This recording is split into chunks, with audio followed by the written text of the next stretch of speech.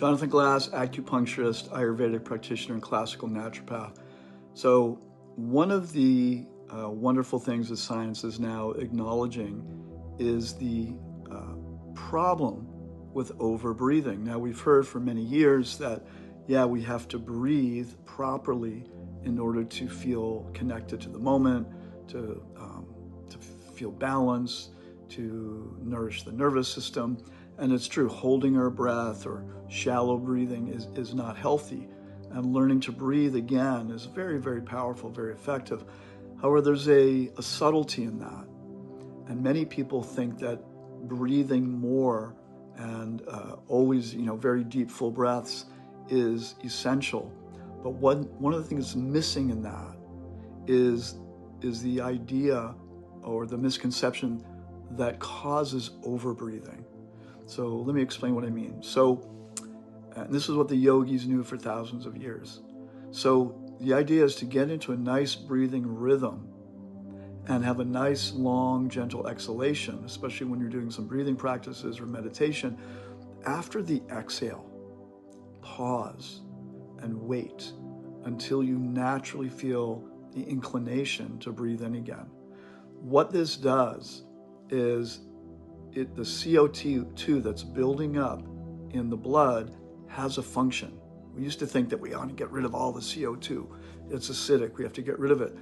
But what it actually does when you pause from the exhalation to the inhalation in a healthy way, don't force it.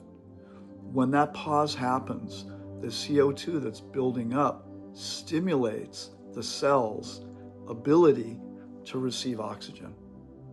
Okay, so that's really important because, for example, many athletes now, they know, especially long distance runners, that they have to really moderate their breathing. If they overbreathe, they lose energy. When they learn to breathe less, and they can breathe in slow, breathe out nice and slow, pause for a while until you naturally want to inhale, it oxygenates the body far better than if you're breathing in and out and in and out and in and out. That's a misconception. So over-breathing is a problem, and finding that sweet spot, and the more you do it, you'll find that your need to breathe as much decreases more and more and more. It actually means you're becoming more fit. It actually means that your body is utilizing oxygen better. It's a little bit like the cells utilizing insulin better. Insulin resistance is beginnings of type 2 diabetes.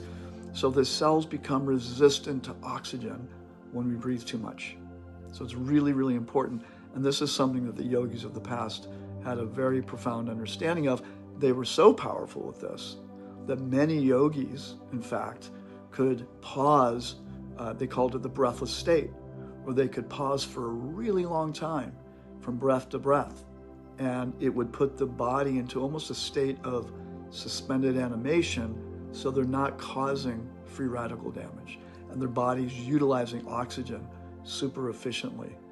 So for us, it's simply do some nice breathing in the morning, during your meditation, during your yoga, things like that, and take some time to pause in between breaths.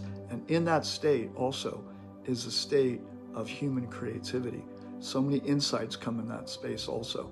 This is one of the beautiful benefits of meditation with the breath in that context. All right, so give it a try. And if you do, let me know how it goes.